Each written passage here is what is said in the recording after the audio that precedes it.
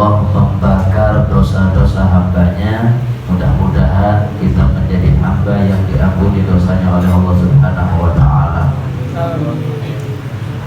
Nabi Muhammad SAW beliau bersabda, as-shalawatul khamsu wal jum'ah ilal jum'ah wa ramadan ila ramadan mukaffiratun lima bainahunna idza ijtunibatil kaba'ir.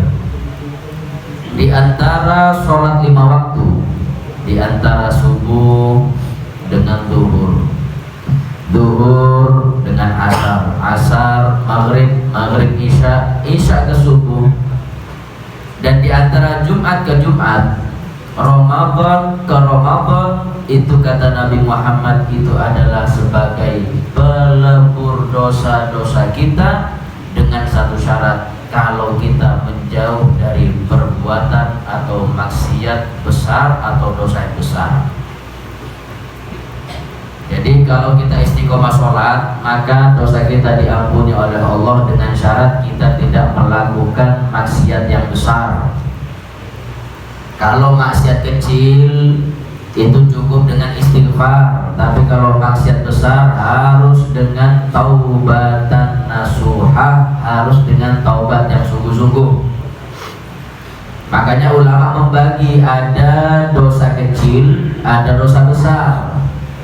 Tapi kata ulama sufi mengatakan gak ada dosa yang kecil, gak ada dosa besar. Pokoknya dosa yang bisa menyebabkan hubungan kita itu jauh dari Allah, maka itu perbuatan yang hina, apapun itu. Kalau Imam Ibn Hajar mengatakan ada dosa kecil, ada dosa besar. Itu pun dosa kecil kalau tidak diremehkan, kalau tidak istiqomah melakukannya, maka itu dosa kecil. Kalau istiqomah melakukan dosa kecil, nah ini bisa jadi besar. Tiap hari ngerasak terus, tiap hari buka aib temannya. Loh, itu kan dosa kecil Ustaz. Betul, dosa kecil. Kalau istiqomah bisa jadi besar. Kadang-kadang itu di antara kita tega rasa lorong tadi. Kalau udah buka aib sehari saja, kadang pusing, kepala kita ini pusing. Kalau sudah buka aib temannya sekali aja, Masya Allah, sehat walafiat. Nah ini kalau sudah dia istiqomah melakukan dosa kecil, maka itu bukan dosa kecil lagi, bisa menjadi dosa besar. Sholat ke sholat, Jumat ke Jumat, Ramadan ke Ramadan, ini adalah sebagai pelebur dosa kita dengan syarat kita menjauh dari dosa yang besar atau maksiat yang besar kepada Allah. Makanya bulan Ramadan ini hati-hati, jangan kita berbuat maksiat. Ibadah yang sunnah ketika dilakukan di bulan Ramadan maka diberi pahala yang wajib oleh Allah. Ibadah yang wajib yang dilakukan di bulan Ramadan dilipat gandakan minimal 70 kali lipat. Masya Allah bulan Ramadan ini. Makanya sungguh heran, sungguh hina seseorang ketika masuk bulan Ramadan dia tidak diampuni dosanya oleh Allah Subhanahu wa Ta'ala. Naudzubillah. Karena bulan Ramadan bulan yang sangat gampang mendapatkan rahmat, mendapatkan ampunan, dan bisa dibebaskan dari neraka jahanam. Kata Rasulullah apa? Ramadan awaluhu rahmah. 10 hari pertama Ramadan itu adalah rahmat. Banyak rahmat Allah yang turun di 10 hari pertama Ramadan. Wa ausatuhu maghfirah. 10 hari kedua di bulan Ramadan itu banyak Allah menurunkan ampunannya. Wa akhiruhu itqum minan nar, dan 10 terakhir di bulan Ramadan banyak di antara hamba Allah yang dibebaskan dari neraka jahanam. Makanya mudah-mudahan kita panjang umur, sehat walafiat, bisa mendapatkan bulan Ramadan dalam keadaan sehat walafiat. Amin ya rabbal alamin.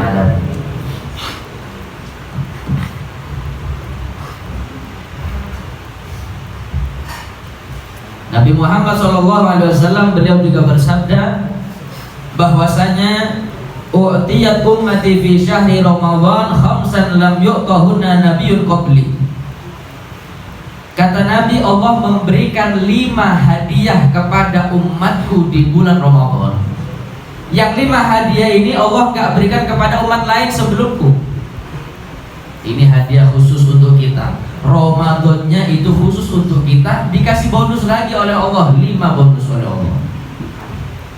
Apa yang pertama? Idza kana awwalu lailatin min syahri Ramadan nadharahu Allah ilaihim wa man nadhara Allah ilaihi lam yu'adzibu abada.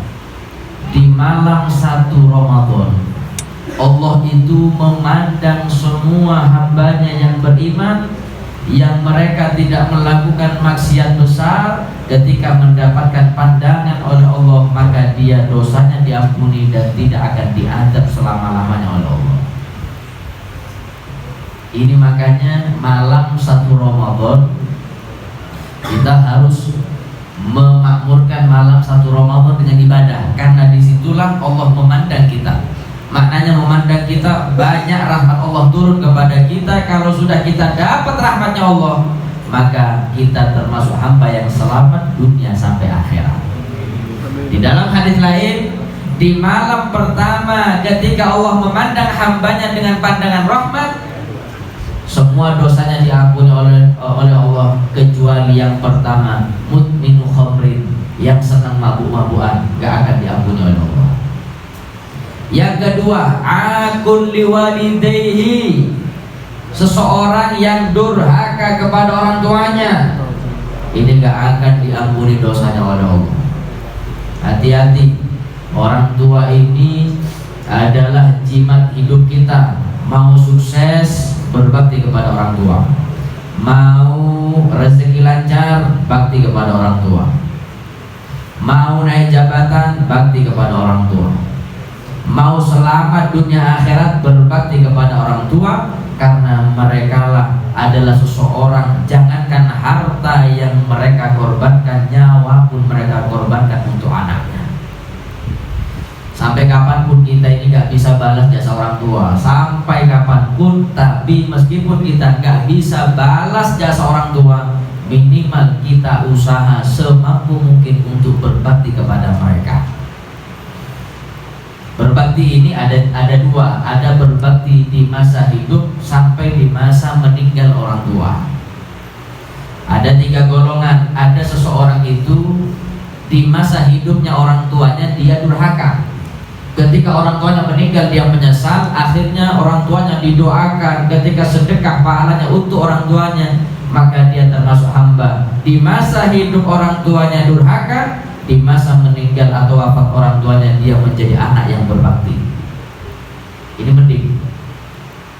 Ada yang lebih istimewa lagi. Siapa? Di masa hidupnya berbakti sampai orang tuanya wafat. Di masa wafat orang tuanya terus berbakti, kirim Fatihah, mendoakan orang tuanya. Kemudian pahala ibadah yang dia lakukan dibingkis untuk orang tuanya. Dia termasuk orang yang berbakti di masa hidup sampai di masa wafat orang tuanya. Ada yang parah, ini agak boleh. Di masa hidupnya berbakti, tapi ketika meninggal orang tuanya, dia sudah gak bakti lagi, malah durhaka kepada orang tuanya. Di masa hidupnya Masya Allah, orang tua di atas kepala, ketika meninggal na'udzubillah, gak lagi dikirimi Fatihah, gak lagi dikirimi Yasin dan Tahlil, gak lagi dikirimi doa kepada orang tuanya, gak ada sedekah pahalanya untuk orang tuanya. Ini termasuk anak yang durhaka kepada orang tuanya, meskipun orang tuanya sudah wafat atau meninggal dunia. Kita harus jadi yang nomor 2, di masa hidupnya berbakti sampai masa wafatnya berbakti. Kata Habib Umar bin Muhammad bin Hafid, beliau mengatakan, siapapun yang ingin hidupnya mulia seperti kehidupan raja, maka jadikan orang tuanya selayak raja.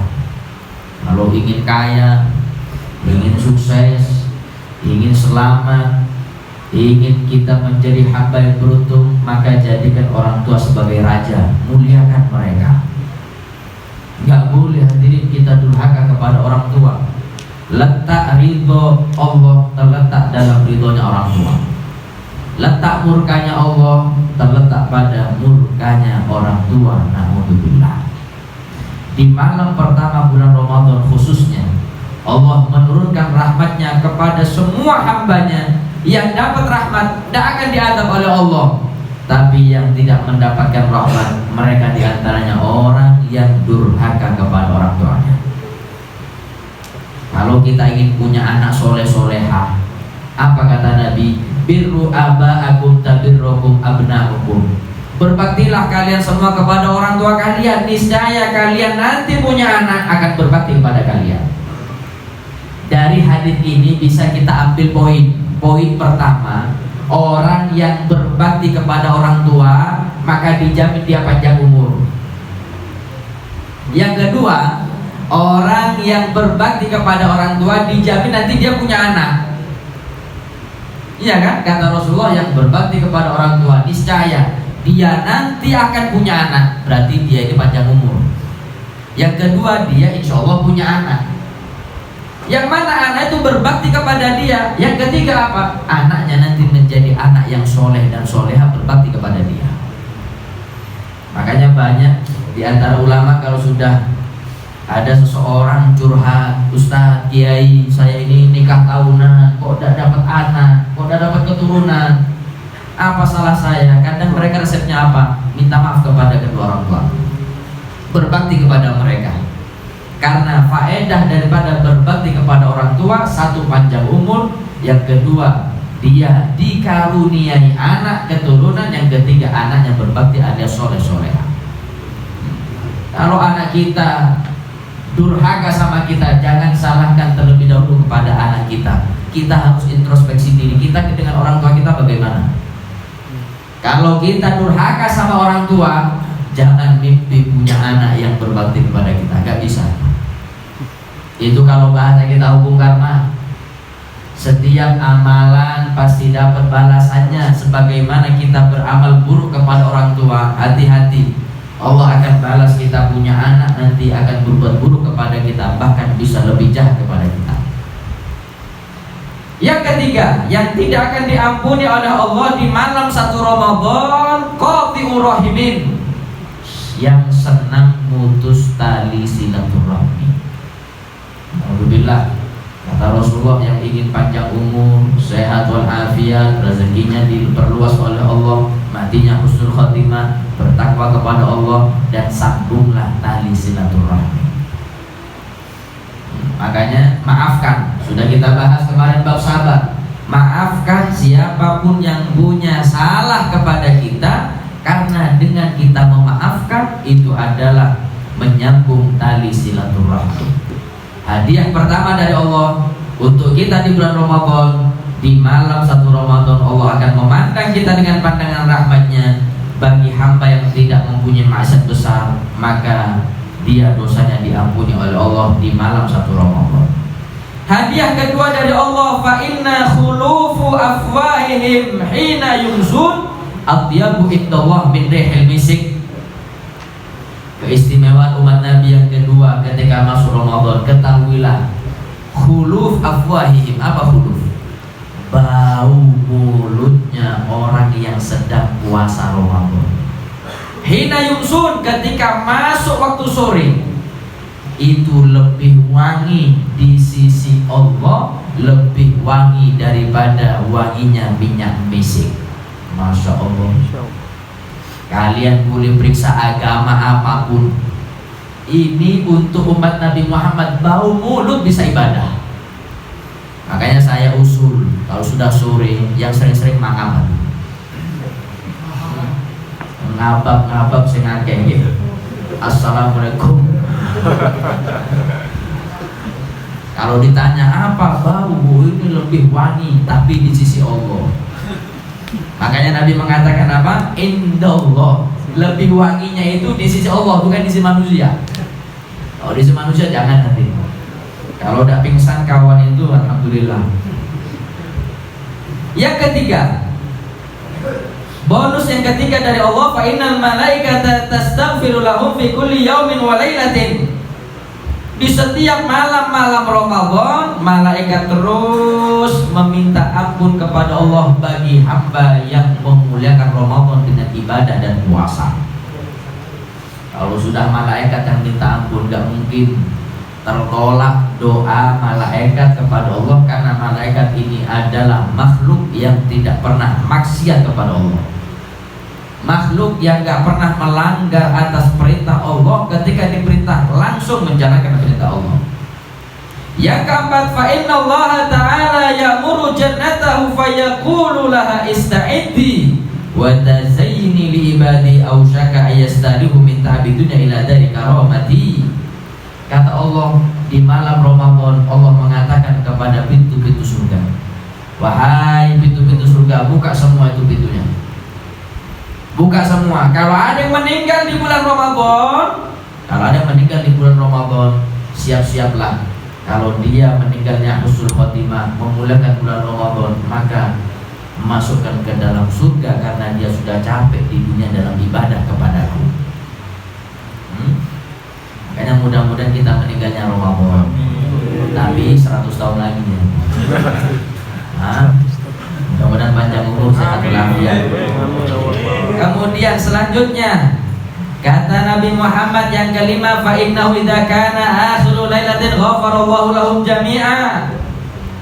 Di malam terakhir bulan Ramadan, Allah mengampuni dosa semua hambanya yang berpuasa Ramadan dan memuliakan Ramadan. Makanya Ramadan ini adalah bulan yang paling mudah mendapatkan rahmat dan ampunan Allah.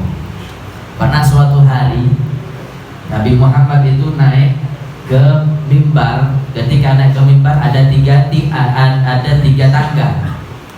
Ketika Rasulullah naik ke tangga pertama, Rasulullah mengucapkan amin. Naik ke tangga kedua, Rasulullah mengucapkan amin. Naik ke tangga yang ketiga, Rasulullah mengucapkan amin. Didengar oleh sahabat. Sahabat timbul pertanyaan. Setelah Rasulullah khutbah, sahabat tanya, ya Rasulullah, saya mendengar ketika engkau naik 3 tangga ke mimbar itu, setiap tangga kau mengucapkan amin. Ada apa ya Rasulullah? Kata Rasulullah, ya, ketika saya tadi naik ke tangga yang pertama, malaikat Jibril itu datang kepadaku dan mengatakan, ya Muhammad, saya mau berdoa kepada Allah, tolong kau aminkan doa saya. Bayangkan, ini yang berdoa malaikat Jibril, paling afdolnya malaikat.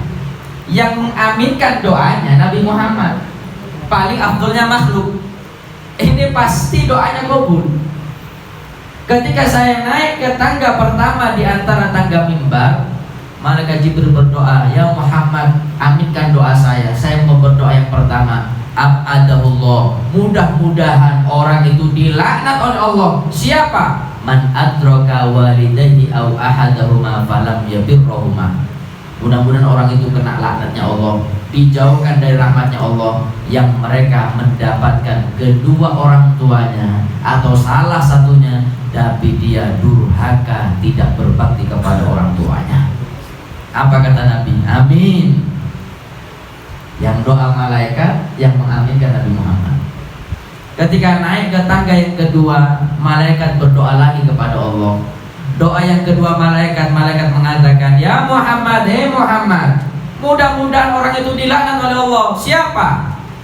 Man idza dzukirta indahu falam yusolli alayya. Kalau namamu disebut di samping orang itu dan orang itu mendengarnya, tapi dia tidak bersolawat kepadamu, mudah-mudahan orang itu dijauhkan dari rahmatnya Allah. Makanya kalau kita mendengar nama Nabi Muhammad, kita wajib bersolawat. Allahumma sholli ala Muhammad. Tapi ingat, nama Nabi Muhammad, kita diwajibkan sholawat kalau mendengar nama Muhammad, kalau itu diniatkan untuk Rasulullah. Kalau tidak untuk Nabi Muhammad, seperti manggil teman kita Muhammad Ghazali, Muhammad Prapto, nggak disunahkan sholawat. Ini jangan salah ini. Kadang saya pernah pengalaman pribadi di Jambi. Saya pernah 2 tahun hidup di Jambi, dakwah di sana. Ya pengajian. Ketika 2 tahun di sana, suatu saat ada momen saya menikahkan, jadi wakil untuk menikahkan jamaah pengajian. Yang saya nikahkan namanya Muhammad Muhammad Ghazali. Saya jadi wakil untuk menikahkan, saya terima, saya pegang tangannya mempelai laki-laki. Bismillah, alhamdulillah, wassalatu wassalam ala rasulullah Muhammad bin Abdullah, amma ba'du. Kata saya, ya Muhammad. Yang dengar ngomong, Allahumma sholli wa sallim alaihi. Ini pas pengajian tidur biasanya. Padahal saya ngomong Muhammad Ghazali. Ini malah sholawat. Berarti dia pas pengajian dulu tidur, nggak paham. Kalau nama Muhammad itu dimaksudkan adalah memanggil Nabi Muhammad, maka kita wajib bersolawat kepada Rasulullah. Allahumma sholli wa sallim. Yang ketiga, naik lagi Rasulullah ke tangga yang ketiga. Ketika di tangga yang ketiga, kata malaikat Jibril, ya Muhammad, abadahullah, mudah-mudahan orang itu kena laknatnya Allah. Siapa Jibril? Man adraka Ramadan falam yughfar lahu. Dia mendapatkan bulan Ramadan, tapi ketika keluar dari Ramadan maka malah dosanya tidak diampuni oleh Allah. Celaka orangnya. Makanya benar-benar kita ini anggap saja bulan Ramadan ini adalah bulan Ramadan terakhir kita. Anggap saja hadirin. Supaya apa? Supaya kita tidak menyia-nyiakan malam-malam Ramadan ini dengan sesuatu yang tidak ada nilai ibadahnya, apalagi dimakmurkan dengan maksiat. Naudzubillah. Hati-hati. Sebagaimana ibadah dilipat gandakan oleh Allah di bulan atau di malam Ramadan, kalau maksiat, naudzubillah, dosanya juga akan lebih dan akan dilipat gandakan oleh Allah Subhanahu wa taala. Naudzubillah. Makanya kita itu harus bahagia dengan datangnya bulan Ramadan. Siapapun yang bahagia dengan datangnya bulan Ramadan, dijamin ketika masuk bulan Ramadan dia akan memakmurkan bulan Ramadan dengan ibadah. Masya Allah, orang sekarang ini baru sehari puasa nulis status 29 hari lebaran. Ini seakan-akan sudah gak betah lagi bulan Ramadan ya hadirin. Mau cepet-cepet apa? Cepet-cepet lebaran. Padahal kata Nabi Muhammad, lau ya'lamun nas ma fi Ramadan latamanna an takuna sanah kullaha Ramadan. Kata Nabi Muhammad, kalau Allah tampakkan ganjaran, pemberian, rahmat, anugerah yang Allah berikan di Ramadan, Allah tampakkan kepada manusia di dunia, maka dijamin manusia akan meminta kepada Allah, ya Allah, jadikan 1 tahun penuh ini adalah Ramadan semua.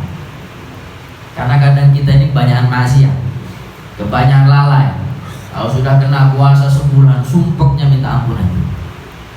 Padahal itu bulan adalah bulan khusus milik kita, milik umat Nabi Muhammad Sallallahu Alaihi Wasallam. Nah, di bulan Ramadan kita punya adab, punya akhlak. Kita harus makmurkan dengan ibadah di bulan Ramadan. Di antaranya selain sedekah, selain zikir, selain istighfar, apa? Bi'iktar min tilawatil Qur'an, kita memperbanyak membaca Al-Qur'an. Kata Nabi Muhammad, "Anna syahrul Ramadan syahrul Qur'an." Bulan Ramadan ini adalah bulannya Al-Qur'an, karena di malam 17 Ramadan itulah malam nuzulul Qur'an. Orang kalau sudah senang baca Al-Qur'an, dijamin hadirin hatinya bersih. Kata Rasulullah, inna hadhil quluba la tasda ka sadail hadid. Kita ini punya hati bisa berkarat seperti karatnya besi. Nabi Muhammad mengatakan kepada sahabat seperti itu. Sahabat tanya, kemudian ya Rasulullah, apa obatnya ya Rasulullah untuk menghilangkan karatnya hati? Rasulullah mengatakan, dengan memperbanyak tilawatul Quran, dengan memperbanyak baca Al-Quran. Semakin senang baca Al-Quran, maka hatinya akan bersih. Kalau sudah hati bersih, tidak akan bosan membaca Al-Quran. Sayyidina Utsman bin Affan, kita tahu sahabat Nabi ada yang bernama Sayyidina Utsman bin Affan. Beliau adalah sahabat yang paling mempunyai sifat malu. Bahkan malaikat itu malu kepada Sayyidina Utsman. Karena Sayyidina Utsman itu malu kepada Allah, takut kepada Allah Subhanahu wa taala. Beliau itu kalau sudah ngaji Al-Qur'an, Sayyidina Utsman ini kalau sudah ngaji Al-Qur'an, ngaji kebetulan 4 ayat, yang ayat itu menerangkan azab-azab Allah atau neraka, Masya Allah, baru 4 ayat yang dibaca, 4 hari menangis beliau. Kalau kita 4 kali khatam Quran gak nangis-nangis saja. Ini istimewa, hebatnya kita ini. Ini entah kelebihan atau kekurangan kita gak tahu ya. Ini beliau, ulama-ulama zaman dahulu itu, bahkan saya pernah ada satu ulama, saya lupa namanya. Seumur hidupnya dia wali Allah, ulama alim. Seumur hidupnya saya baca manakibnya, beliau tidak pernah mengkhatamkan Al-Quran. Seumur hidupnya, katanya ustadz, katanya ulama, iya beliau, tapi gak pernah khatam Al-Quran. Mengapa? Ketika sampai kepada surat Al-Qari'atu mal-Qari'ah, beliau pingsan. Dibaca lagi pingsan, dibaca lagi pingsan. Akhirnya beliau itu baca selanjutnya Al-Qari'ah baru sampai selesai. Berarti beliau seumur hidupnya gak pernah baca Al-Quran sampai khatam. Karena setiap kali baca surat Al-Qari'ah pingsan. Beliau tahu maknanya, beliau tahu apa tafsirnya, sehingga beliau itu terbayang bagaimana kiamat beliau pingsan. Ini hadirin, ulama zaman dulu seperti ini. Kalau kita memang gak pernah khatam Quran, karena memang gak pernah baca Al-Quran. Kalau mereka hafal Al-Quran, tapi ketika sampai kepada ayat Adam, mereka nangis. Sayyidina Utsman, beliau itu ketika sholat di hadapan Ka'bah, beliau itu sholatnya gak banyak. Sholat sunnah di hadapan Ka'bah cuma 2 rakaat beliau. Cuman iya, rakaat pertama 15 juz, rakaat kedua 15 juz. Ketika salam khatam 1 Al-Quran. Silahkan dicontoh aja, silahkan dipraktekkan, insya Allah dengkul melorot. Ini 1 rakaat 15 juz. Kata temannya, wahai Utsman, apakah kau gak bosan, kau gak capek tak? 1 rakaat 15 juz gak capek tak baca Al-Quran? Apa kata beliau? Idza tahurul qalbu la yasba min kalamillah. Kalau hati bersih gak mungkin bosan, gak akan kenyang baca Al-Quran. Makanya kalau kita mengetes hati kita ini bersih atau berkarat, baca Al-Quran, buka Al-Quran. Kalau baru 2 lembar, kesemutan kaki kita, terus mulai sudah panas pantat kita, oh berarti hati kita kotor. Apalagi kalau sudah kena streamingnya Mandalika, oh Masya Allah, baru Bismillahirrahmanirrahim mulai, Shadaqallahul Azim. Loh iya hadirin, saya pernah lihat di YouTube. Di YouTube itu ada, mungkin ada yang pernah lihat juga. Di YouTube itu ada tukang becak namanya Pak Dahlan, orang Rembang, Jawa Tengah. Beliau itu umur 78 tahun. Beliau ketika nunggu penumpang, beliau ngaji Al-Quran. Masya Allah, nunggu penumpang ngaji Al-Quran. Ditanya oleh YouTuber, ditanya namanya Pak Dahlan, umurnya 78. Kemudian ditanya oleh YouTuber, Pak, saya perhatikan panjenengan ini kalau nunggu penumpang sambil baca Al-Quran, ini sudah panjenengan lakukan sudah berapa tahun? Kata Pak Dahlan ini, alhamdulillah saya rutin menunggu penumpang baca Al-Quran sudah 33 tahun. 33 tahun nanti. Terus ditanya lagi, berapa lembar target sehari? Kata Pak Dahlan ini yang sudah tua mengatakan, pokoknya Mas, saya ini sambil nunggu penumpang ngaji, target harus selesai sehari 10 juz. Sehari 10 juz, 3 hari khatam Al-Quran. Saya langsung buka kalkulator. Saya buka kalkulator. 33 tahun, setahun ada berapa hari? 365 kali 33, 12.045 bagi 3. 3 ini karena 3 kali sehari khatam Al-Quran. Sama dengan berarti Pak Dahlan menghatamkan Al-Quran selama 33 tahun sudah mencapai 4.015 kali khatam Al-Quran. Ayo, ini umur 78 tahun. Yang istimewanya lagi, beliau itu menunggu penumpang bukan di bawah lampu yang terang seperti kita. Lampu yang kuning remang-remang di jalan tuh hadirin. Dan yang bagusnya lagi, beliau itu membawa Al-Quran saku, bukan yang besar, Al-Quran saku yang kecil. Dan yang hebatnya, beliau membaca tidak memakai kacamata. Masya Allah. Saya teringat wasiat guru saya Al-Habib Umar bin Muhammad bin Hafid. Beliau mengatakan, man nadhara ilal Quran amina min rahmatillah hayati. Orang kalau sudah senang memandang Al-Quran, dijamin matanya gak akan sakit sampai seumur hidupnya. Makanya yang pakai kacamata tebel biasanya suka ngintipan.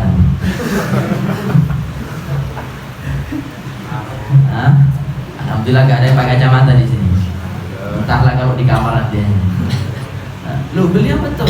Loh, buktinya padahal umur 78 tahun, 78 tahun menghatamkan Al-Quran selama 33 tahun, 4015 kali hadirin.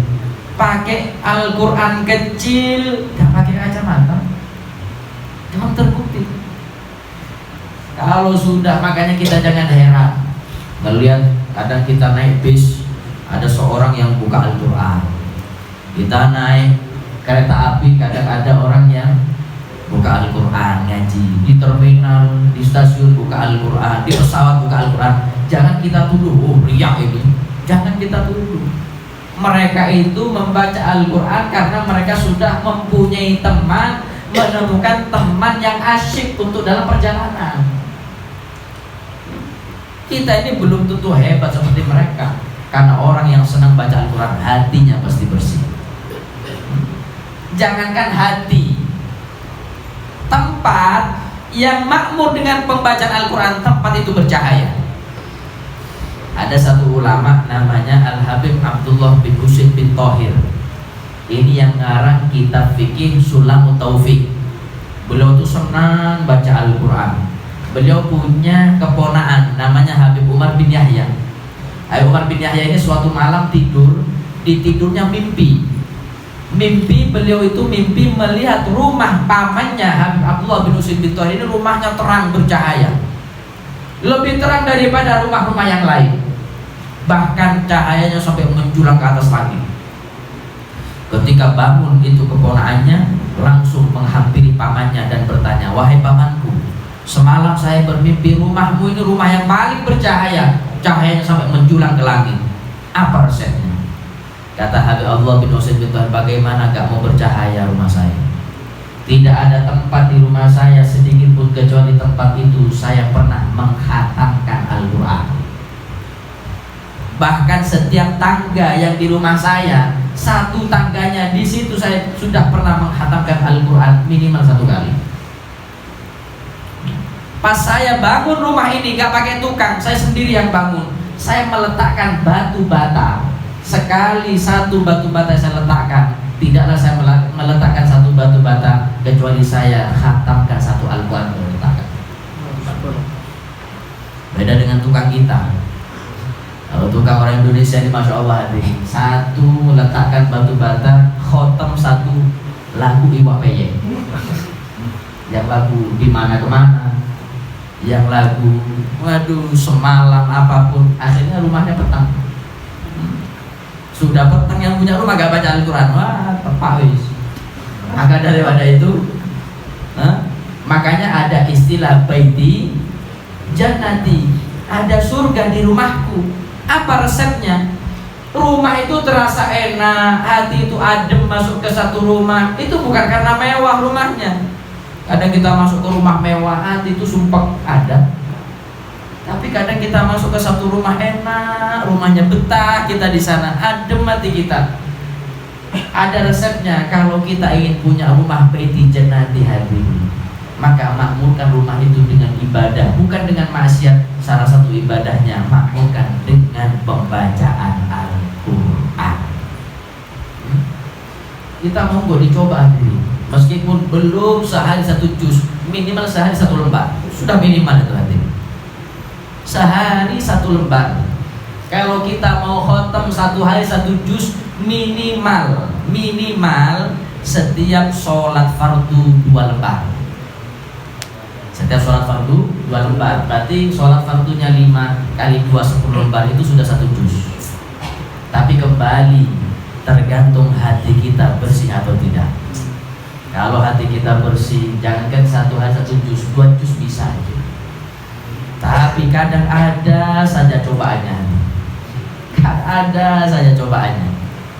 Yang membuat kita itu jarang membaca Al-Quran, jauh daripada Al-Quran. Alhamdulillah. Maka ayo sebentar lagi masuk bulan Ramadan, makmurkan dengan ibadah terutama membaca Al-Quran. Mudah-mudahan kita yang hadir termasuk golongan seseorang yang suka membaca Al-Quran, sehingga hati kita bersih dan bercahaya, menjadi hamba yang dekat dengan Al-Quran, dan kelak di hari kiamat kita mendapatkan syafaatnya Al-Quran. Amin ya rabbal alamin. Wassallallahu ala sayyidina Muhammadin wa ala alihi wa sahbihi wasallam. Walhamdulillahi rabbil alamin. Assalamualaikum warahmatullahi wabarakatuh.